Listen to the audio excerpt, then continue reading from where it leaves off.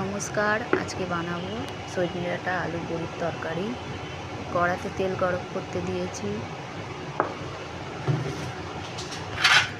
গরম হয়ে গেছে। এবার বড়িগুলো একে একে দিয়ে ভেজে নেব।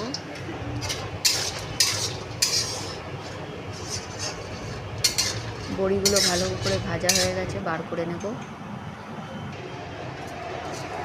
এবার তেলের মধ্যে 5 ফোড়ন দিয়েছি।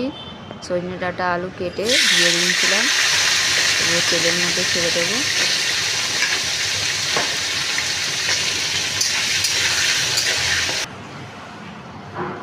আদা আর জিরে গুঁড়ো দিয়ে বেটে নেব মিক্সিতে।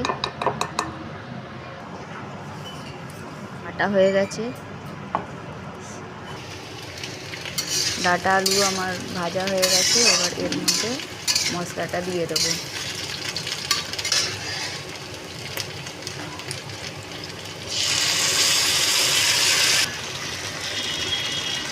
একটু গরম জল দিলাম, হলুদ গুঁড়ো,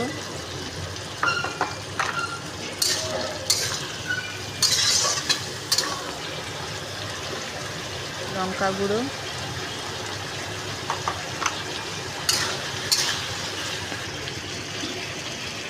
নুন,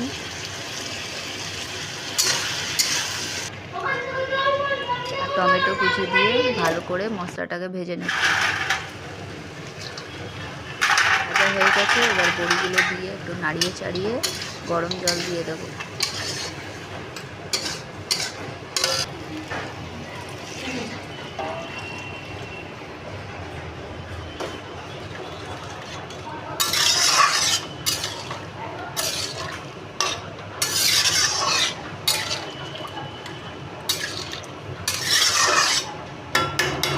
জল দেওয়ার পরে চাপা দিয়ে রেখে দেবো কিছুক্ষণ।